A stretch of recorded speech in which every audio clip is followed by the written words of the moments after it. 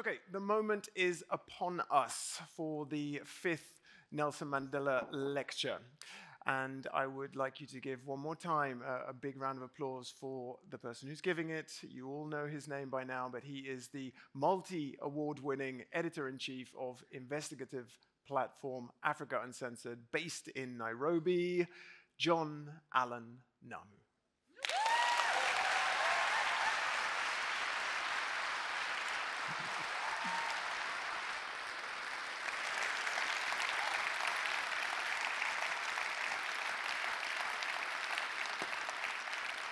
Good afternoon, everybody. Good afternoon again. To the Kenyans in the crowd, habari zenu?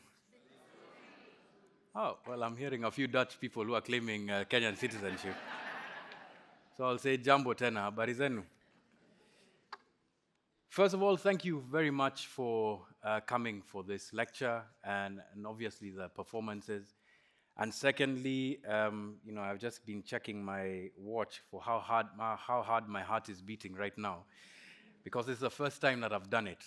So as I'm giving my thanks, if things go badly, then you also know who to blame. It's ZAM, all right?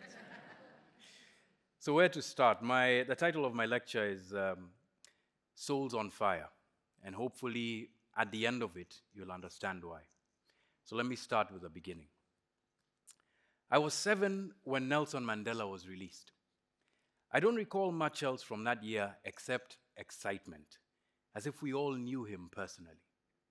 Our father, a former student activist, made sure that we all understood Mandela, not just through his lectures or news articles he made me read, but through music. His collection reflected who he was: a revolutionary turned family man. Punctuating every few records and tapes of Lionel Richie, Kofi Olomide, and Michael Jackson was something revolutionary. Bob Marley's greatest hits, Peter Tosh's Stepping Razor, and music from South Africa. Hugh Masekela's Bring Him Back Home told us about the love waiting for Mandela on the other side of apartheid's prison bars. I recall us trying to mimic the Kosa clicks in the first verse of Miriam Makeba's Pata Pata. But my absolute favorite songs came from Paul Simon's Graceland. These songs, of course, bore a much larger significance than I could understand. But what they did was deify a man who the world had not seen for nearly 3 decades. But any music, when it's really good, speaks to someone's soul.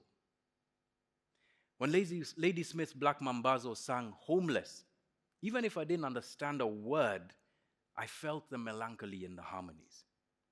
As the music that preceded them had done, watching Winnie and Nelson Mandela walking hand in hand, as Masekela had just 4 years earlier prophesied, held that same power. The meaning transcended all planes of mortal understanding. Mandela was released at a pivotal time, not just for South Africa, but for Kenya as well. Kenya was on the cusp of a sea change in its politics that had been long in coming, one that my father would speak about in hushed tones, very hushed tones, at the urging of my mother. You see, Kenya was, after all, in the grips of a dictatorship that had sucked all the oxygen out of rooms where ideas of alternative leadership, or at the very least a better way to live, were once spoken. As Mandela walked free in South Africa, carrying the promise of a new dawn, Kenya remained trapped in the dusk of a dictatorship. The contrast was inescapable.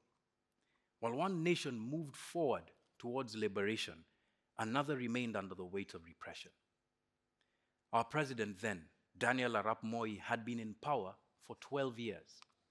News bulletins on the public TV and radio frequencies at the time, belonging to Kenya's national broadcaster, then called The Voice of Kenya, began with his name. The message here was that the only things worth reporting at the top of every newscast had to do with him. Choirs were formed to sing his praises. Choirs. and these songs would play every day.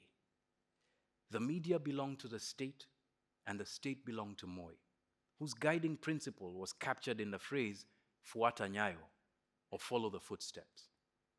The path that Moi trod on, he would repeat, was laid by Jomo Kenyatta, Kenya's first president.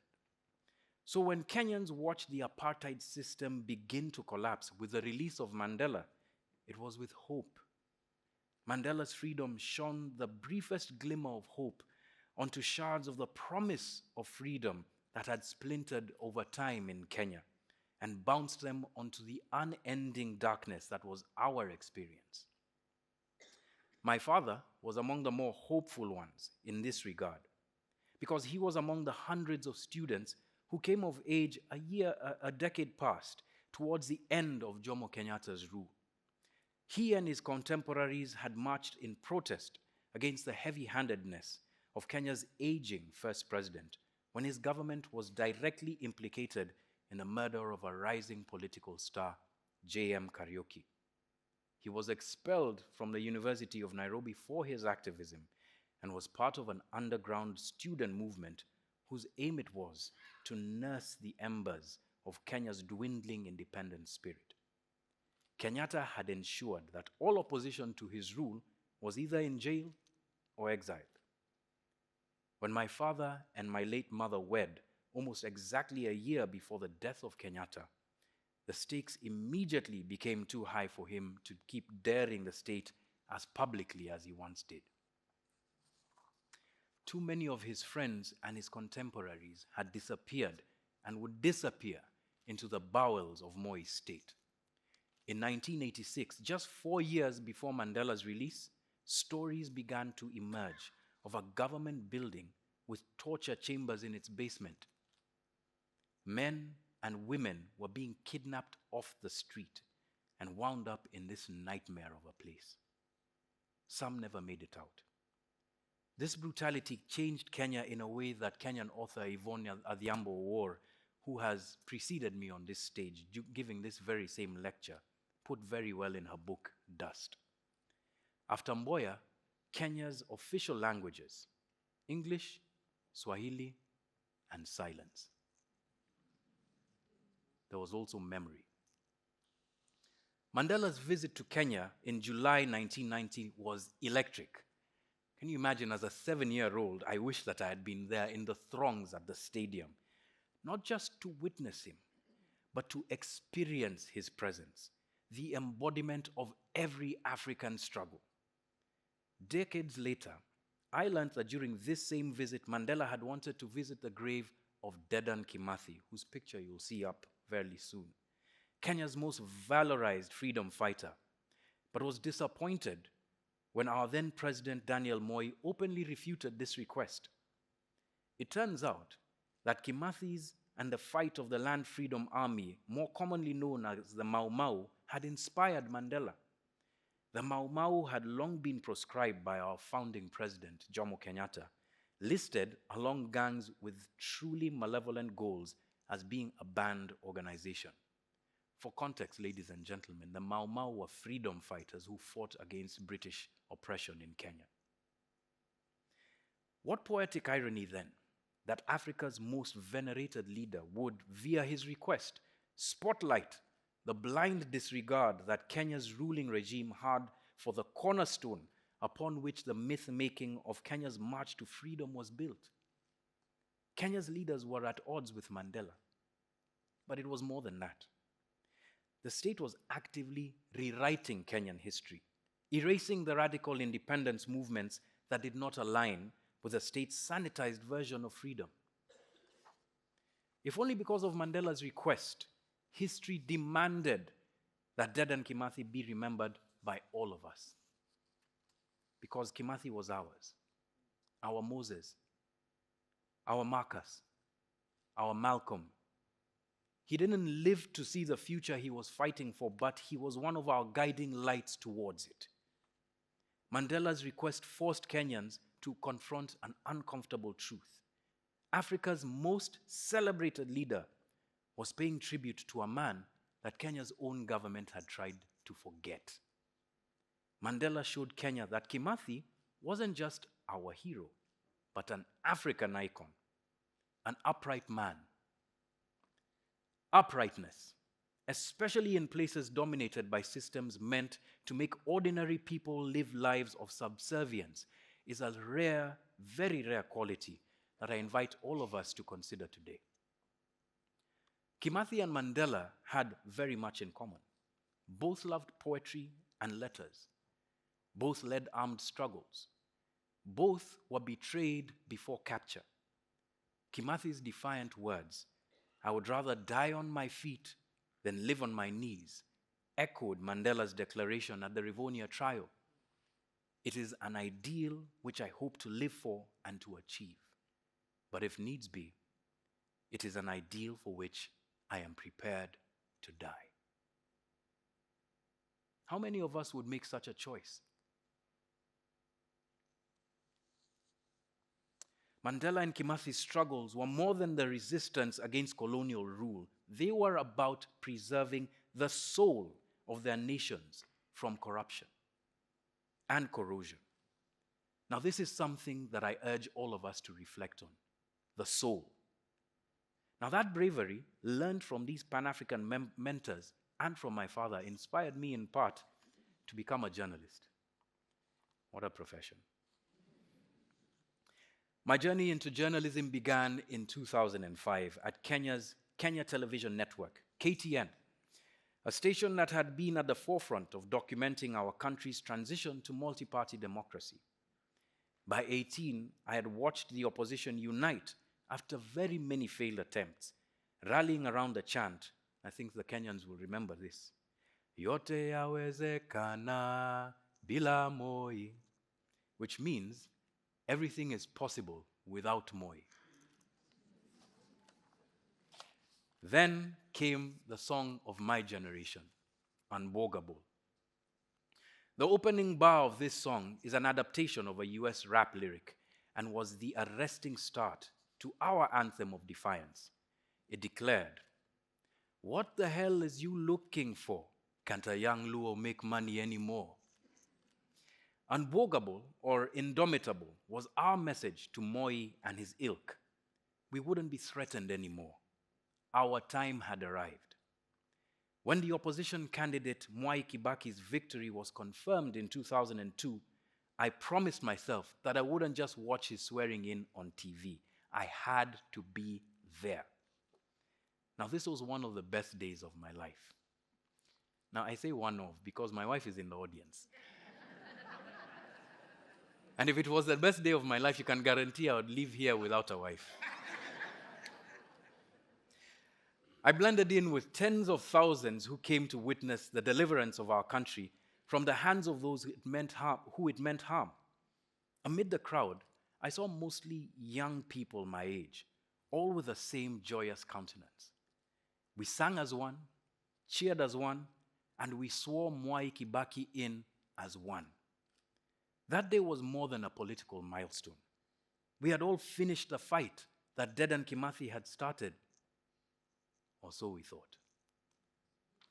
I was 19 when Mwai Kibaki was sworn in, and 22 when I joined the newsroom. In just 3 years, the progress that I had so fervently celebrated was unraveling. Corruption, fully owned by the new regime, was back in the headlines. The coalition that wrestled power away from Moi was in shambles, and we were headed to a pivotal election. Covering this fraying of Kenya's fabric day to day, it all seemed like political theater, but there was something that gnawed at me. I held out hope, believing that if a dictator who lasted 24 years in power could leave, then surely the election that we were facing wasn't too steep a hill to climb. But then something cynical had poisoned the water. Politics were no longer about the ideals of a hopeful nation, but the identities of political adversaries. The quest to gain or to retain power at any cost overtook everything. Leaders who were once brothers and sisters in arms filled their chests with air and blew hard into their dog whistles. Clouds gathered, and an evil crept back into the land. Banter on the streets cut deep. Even toilet humor was venomous. I'll give you some examples. Songa, serikali inakojoa. Move, the government is taking a piss. That was an often repeated joke that had a darker meaning, much darker. It was a message to supporters of Mwai Kibaki that even their time at urinals and in toilets would come after the incoming government of Raila Odinga had relieved itself. But here's another. Odhamakine yetu, dhamakine siao. That was a Kikuyu alliterative metaphor from that time. And what it means is, leadership belongs to us. Fish belong to them. This was a dig at the Luo community from which Raila Odinga hails. The Luo are a Nilotic tribe who settled around Lake Victoria. They are fisherfolk, yes, but the metaphor was meant to express that they could never rise beyond this. People from opposing tribes eviscerated one another with their words. Soon, they would do so in shocking hand-to-hand violence. These divisionary tactics echo forward in the state of affairs today, in today's politics, at home in Kenya, here in the Netherlands, and around the world. But we'll get to this. In the 2007 election, I was among the journalists at the tallying center reporting as tensions flared. Politicians barked accusations at each other on live TV, fueling the fire they had ignited long before. Then it all fell apart. A paramilitary unit kicked us all out of the tallying center minutes before the dusk swearing in of the former president, the late Mwai Kibaki. As I left, I saw a pillar of smoke just rising from beyond the rim of the hill leading out of Nairobi city center. And for 2 months after that dark December day, we journalists covered some of the worst violence that I or our country had ever seen. We covered the pompous theoretical debates of unrepented leaders one day, and then walked the lands littered with tents made of tarp, filled with displaced men, women, and children. When it dawned on our leaders just how high the stakes were, they drew slightly back from the edge of the abyss. Our nationhood flailed in the storm that these leaders had created in large part, but that we, the people, had taken ownership of. The job ahead was to fix the soul of the country that we had all broken. We once again put our faith in who? Our leaders. The two main protagonists of the conflict shook hands and made firm promises to deliver Kenya back onto the path of Dedan Kimathi's dream. In the years after the post-election violence, Kenya very seriously debated the question of justice. Who would bring those suspected of fanning the flames to heel? Kenya turned to the international justice system. We literally turned to you here in the Netherlands at the International Criminal Court in The Hague. I spent a month here covering the pre-trial conference hearings of the soon-to-be president, Uhuru Kenyatta, and his soon-to-be deputy, now president, William Ruto. Now this and every other attempt to establish who was responsible for our near descent into the abyss was an errand born in hope, but killed in its crib. The International Criminal Court, as Western institutions often do of African issues, underestimated the depth of the problem they had on their hands. Prosecutors didn't anticipate the lengths to which powerful men would go for these cases to fail. Witnesses mysteriously disappeared or were murdered. The cases all but collapsed. From this, I imagine that at some level, the cynicism that seeped into every Kenyan's bones and their subconscious after this poisoned the idea that the country's soul was worth reclamation. Who, after all, sent mothers and children to their graves. We don't yet have an official answer from ours or any other court, as I mentioned, including the International Criminal Court. Now, we may all have our theories, some more credible than others, but the work of determining who was at the heart of the violence remains unfinished. Mind you, 1,500 people died in that violence. Who would speak for a public in anguish? This question that we asked at that time confronts us today. We are dealing with a system that, on the surface, seems upright and amenable to accountability, but in truth is accountable to no one. This isn't just a Kenyan problem, as I've said. It has an all too familiar ring, and power has everything to do with it. Now, if you'll allow me, let me draw back for a moment from Kenya to illustrate my point. In the wake of the October 7th attacks in Israel, we witnessed, quote unquote, the first genocide in history to be broadcast live. These were in the words of Blinya Negrole, the lawyer representing South Africa at the International Court of Justice. Now, more recently, after experiencing 15 months of the worst assault in their recent history, Palestinians heard US President Donald Trump suggest that other countries should take them in, that their land could be a Riviera in the Middle East, as Israeli Prime Minister Benjamin Netanyahu grinned in agreement. Now, I won't spend time asking what reactions might have come had this same situation repeated itself in Luxembourg, in Brussels, or here in Amsterdam. I won't ask. But what I will say is this. Where countries such as ours and Palestine have turned to the global justice system looking for uprightness, we've been failed. Because these same systems that continue to predate on the public in our homes, they're just mirrors of the countries that put them in place.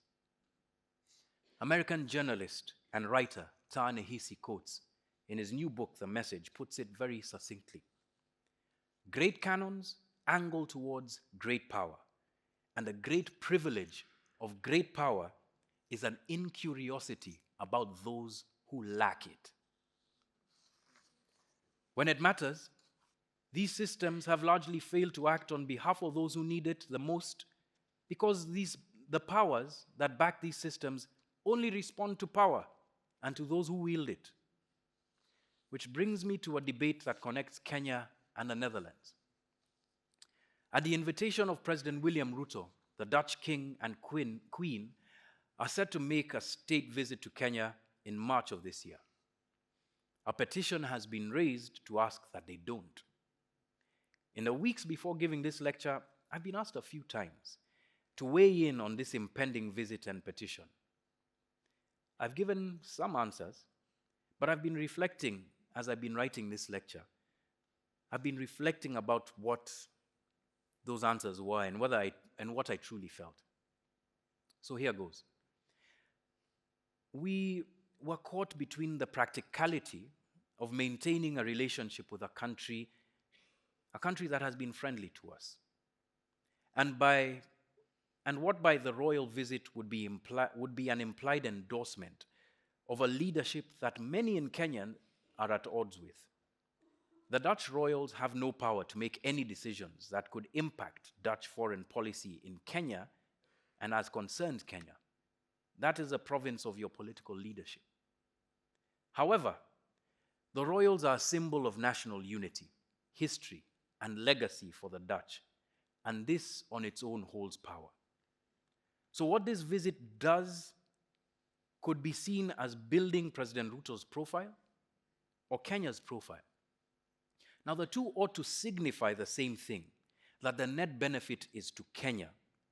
But because of what is happening in Kenya, currently these two mean very different things.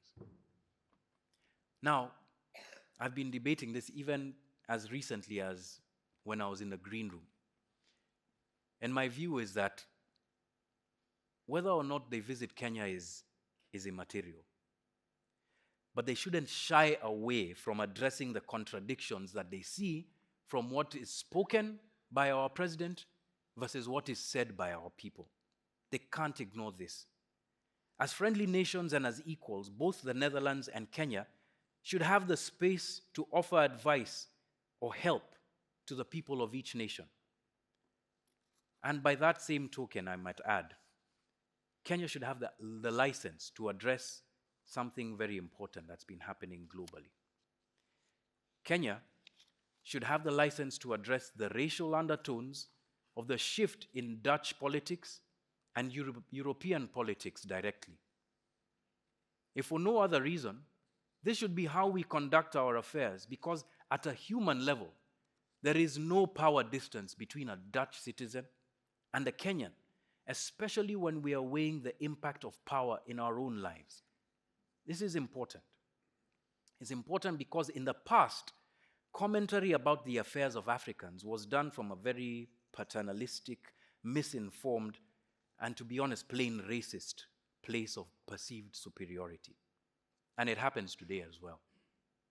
Donald Trump and Elon Musk both made incredibly daft comments about the debate in South Africa over a land expropriation law that was passed in January of this year.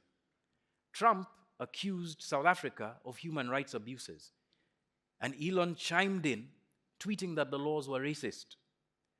Not one of them ever referred to the centrality of the land issue in South Africa and its connection to the dark legacy of apartheid, whose end we are celebrating today through celebrating the life of Nelson Mandela. Now, if Musk was a wise man, all he needed to do was check the community notes under his post, and he'd have been corrected. But what the authors of the petition in asking the Dutch royals not to visit is not what Donald Trump and Elon Musk are doing at all. As the Americans would say, the streets are speaking for themselves. It is a call for the people around the world to recognize that there is a failure of leadership in Kenya that shouldn't go unnoticed or unremarked. So if this point of view is acceptable, the Dutch royals are free to comment on Kenyan affairs even if they visit or they don't visit, and that those affairs are the ones that they care about and the public cares about, then let me set the ball rolling again in the direction of your own affairs. I think I'll sip water at this point in time.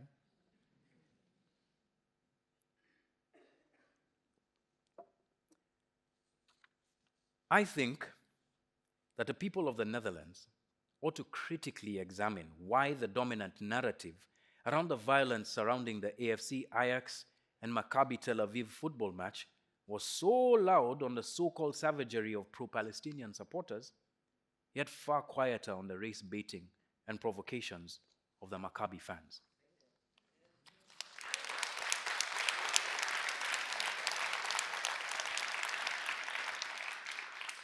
In the wake of the violence, the die had been cast, and the immigrant community in the Netherlands, primarily those from Morocco and Palestine, were to blame.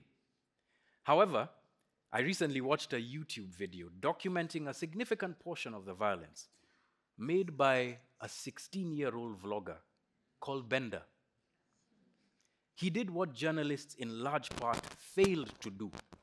He documented the evening and every instance of escalation of the violence in a way that gave a much more nuanced picture of what took place. The facts are now out, but this is still a question that the Dutch must ask themselves. Why did the evil immigrant narrative spread so easily in the wake of the violence? Why, in a nation whose history should teach them to know better, isn't there a more nuanced discussion about migration? Why is it that the Netherlands, one of the most innovative nations on earth, capable of holding back the sea, cannot seem to confront this issue with directness and sincerity?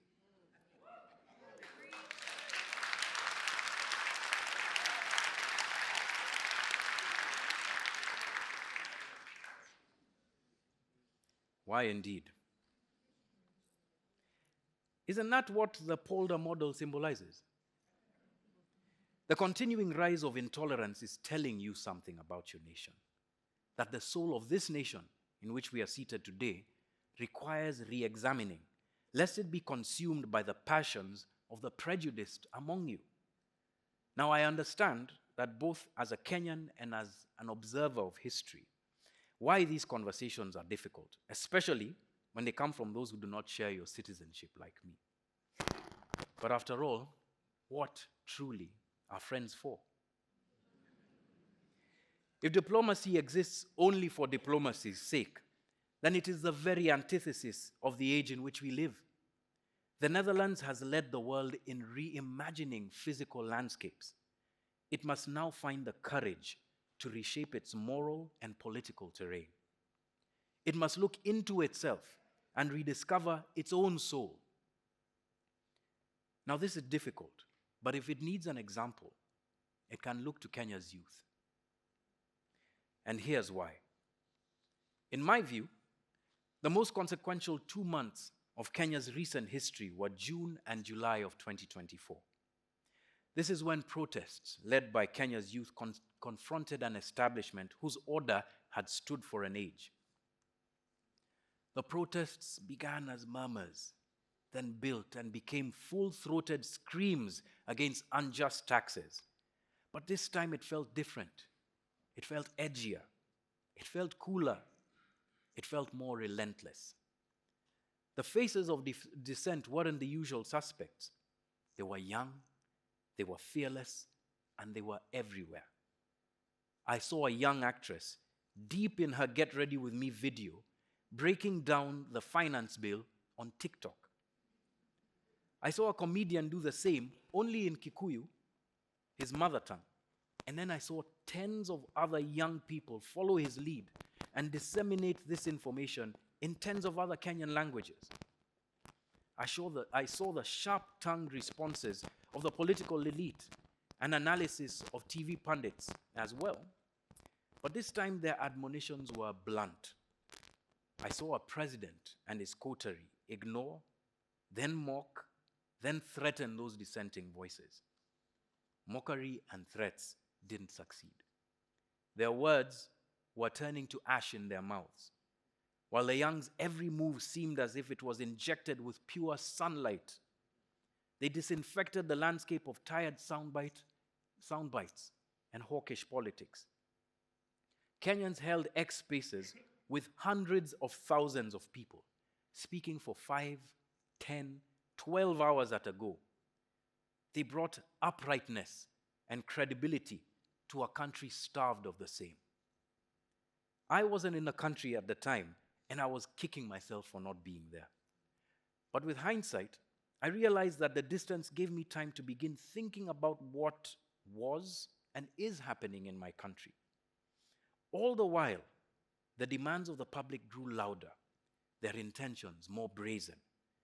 Days after the first successful protest, a call to action came: Occupy Parliament. June the 25th, 2024 would be the day of this reckoning. I sat glued to TV an hour or two before dawn in San Francisco, but hours behind Nairobi, watching the protest build and build and build, threatening to deliver on the stated objective of the protesters: Occupy Parliament. All roads led to Kenya's parliament. In the pit of my stomach, I felt a tightening as crowds surged forward.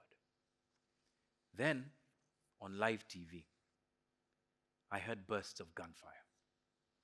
And when the smoke and the tear gas cleared, I saw bodies on the road. The Rubicon had been crossed on both sides, by both sides. Police had fired on and killed young people right outside the complex of buildings where laws directing how the police should act were made. And then hundreds of young people poured into the precincts of Parliament, stealing the ceremonial mace and essentially impeaching Kenya's legislature.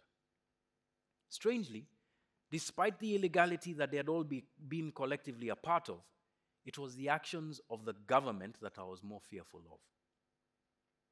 New, young blood had just been shed at the steps of a corrupted citadel.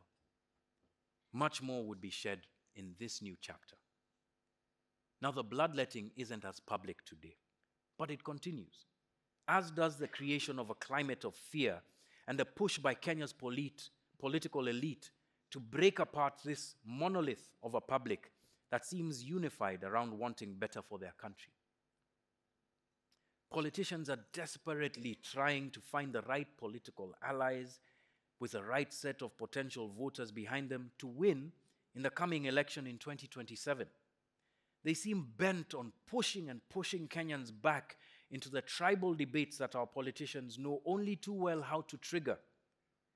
Now, given what I've seen, and given what Kenya went through in 2007, this is a scary prospect. Still, I sense the presence of something far more irrepressible than fear. Kenya's youth are fighting for more than fairer tax laws. They are fighting for a just country. Not the version of Kenya whose colonial leaders killed Dedan Kimathi. Not the country where corruption and tribalism have been used to co-opt or kill off. They are fighting for a version of Kenya that uplifts everyone and everything.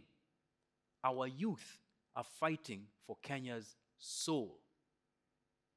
Now, I know it might seem strange as a journalist whose world is built on evidence to speak of the soul, especially when so much can be measured.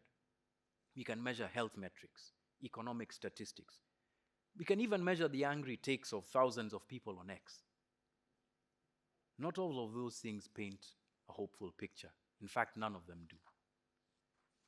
But in the dark of the 25th of June, watching a generation rise against brute force, I felt something deeper.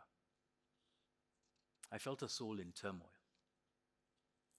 Was it the pain of protesters who had battered and shot? I didn't bleed, but I felt it. Or was it the anguish of parents mourning their children? Children who were killed in the streets. My wife and I have kids. I can imagine the unbearable grief of losing someone like that. But over 60 families don't have to imagine. Their loved ones are now gone. Others remain missing. Today. This pain binds us. It's like the torment of a fighter, bruised but refusing to fall. The will to stand, the will to push forward despite all of those blows, that, I believe, comes from the soul. As I mentioned, Kenya is in a battle for the soul of the country.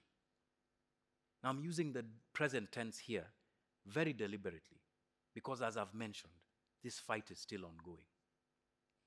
So, let's consider for a moment, what is a soul? Now, I define a soul as the seat of one's God-given identity. It's a purity, a distillation of a person's truest ideals and values. It's God's breath of life given to every human, but buried deep within our human condition, so that sometimes we tend to forget that it exists. Now, does a country have a soul? I would say again, yes. I think that a country's soul is the unspoken bond between the souls of all people who claim common citizenship, culture, history, and heritage. Notice here I didn't mention race. Common what? All right. As I was making that point, I lost myself in the page somewhere, so I'm trying to recover where I am. I mentioned that a country's soul is the unspoken bond between the souls of all people who claim common citizenship, culture, history, and heritage. Now, this brings me to the concerns of today. Can a soul of a country be corrupted? Now, if I'm to believe in this concept of a soul as a Christian would, which of course I am, then yes, it can. But by that same token, it also means that a soul can be reclaimed. Now, this is what is precisely happening in my country and on my continent. The reclamation, or at least the fight to reclaim the soul. Kenya's protests and the public's unrest are about more than bad governance. They're about reclaiming they're about reclaiming a nation that was stolen by corruption. Corruption planted by colonial rule, watered by our leaders, and defended by power. Brave souls fought to uproot it. They were murdered, they were brutalized, they were denied opportunity and shamed into silence. Some were bought, but many were lost. Not everything was all bleak. Independence did bring progress, but for those in power, corruption was too seductive to resist. Again and again, private gain outweighed public good. Yet in every generation, Kenyans have risen to fight back. They won victories, pushed forward, believing in dignity, not wealth, and believing that dignity was a true measure of freedom. But the lie persisted, that dignity only belonged to the rich and the powerful. This is why when Mandela asked about Kimathi's tomb, there was no answer. Kimathi, like Mandela, symbolized the opposite, freedom for the many. His erasure served the few. So it's incredible to witness what's happening today in my country, as well as in West Africa, a region that needed to rediscover its pride long enough to tell France to leave it be. I'd use different words, but I think there are children in the audience. Now, yes, it's more complex than that. And yes, there are many things about what is happening in Mali, in Burkina Faso, and in Guinea that ought to be interrogated further. Frexit, as it's being called, resonates so deeply with so many on the continent because those are the difficult steps to the Africa of Mandela's dreams. Self-reliance, leadership of Africans by Africans that so far isn't predatory in its mean, and above all, the comfort of living in one's own skin that only true freedom and dignity can give you. Uprightness, in a word. How poetic that this is literally happening in Burkina Faso, the land of upright men and women, an honoring of the purity of the African soul, and the people fighting for it, just as Mandela honored Dedan Kimathi. It has been a long time in coming, centuries in fact. Now these are the ideals that Mandela spoke of during the Rivonia trial, ideals that he hoped to achieve but was prepared to die for. Finally, it seems like the right battle is being fought for the revolution of the African mind and the cleansing of its soul. We are far from where we should be, but we're not where we used to be. Make no mistake, Ibrahim Traore's example in Burkina Faso is one that many an African wishes their leader would emulate. It has made us all braver, but the seeds of that bravery were planted in many ways by men like Mandela and Kimathi. These are ideals that I dare say we should all be willing to die for. My instinct as a journalist at this point is to point out that there are no angels and revolutions can and have been stolen. We cannot go into this new age with our eyes wide shut, even with men like Traore. But I know that you know this, and at this point I'm speaking to the Africans in the audience and those who will watch this later. I know that you know that we must be more vigilant now than we have ever been. This moment in Kenya and Africa does not exist in isolation, though. Across the world, there is a growing awareness of the weight of history, the consequences of past and present injustices, and the need to reclaim dignity. We see it in the uprisings against police brutality in the United States, as well as in the youth-led protests against authoritarianism in Bangladesh. What happened in Kenya in June in 2024, as I have mentioned, was not just about tax hikes. It was about reclaiming our own future. Kenya's struggle is part of a larger global reckoning with systems that have outlived their legitimacy and ought to be re-examined or discarded. Now, Africa's youth have shattered the illusion that we are destined to serve under systems that were never built to serve us. They refuse to inherit broken institutions or accept dishonorable leadership. It is time for all of us to confront how power has shaped and misshaped our societies. In July 1990, Nelson Mandela didn't come to Kenya just to mourn dead and Kimathi. He came to honor him, to remind us that the fight for dignity never ends. Their deaths left wounds, but their spirits live on in this very moment, urging us to confront the worst of our nations and choose differently. Now, this isn't just in Africa. As I've mentioned, this is the same debate that should be happening here in the Netherlands. Will we all seize this moment, or will we let it slip away? What will you do in the moment that you're living through? A good friend of mine once told me that he seeks people who are not invested in Kenya's failure, and I agree. But what is happening now could be painted as a failure by our politicians, from the people who stand the most to lose. But what is happening is not a breakdown, make no mistake.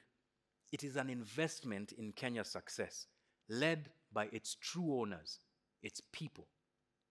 Our constitution demands nothing less.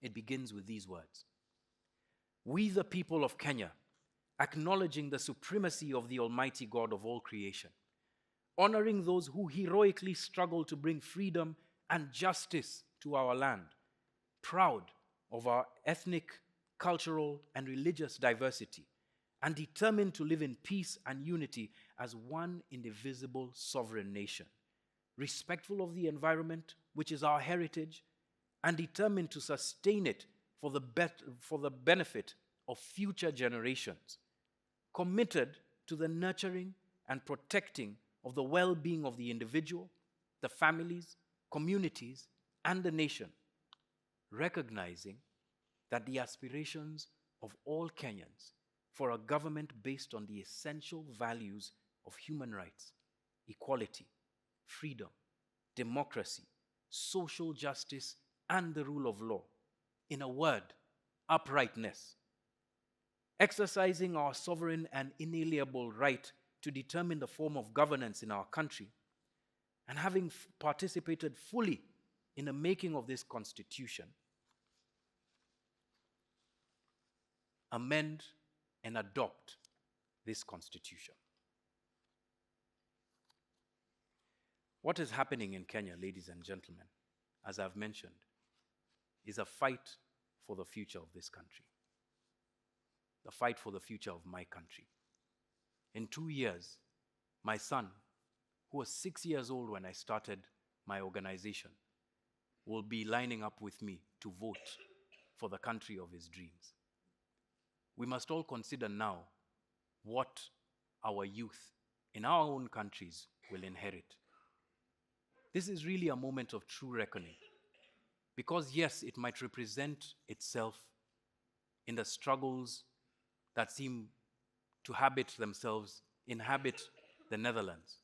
But as I've mentioned, these are truly global struggles.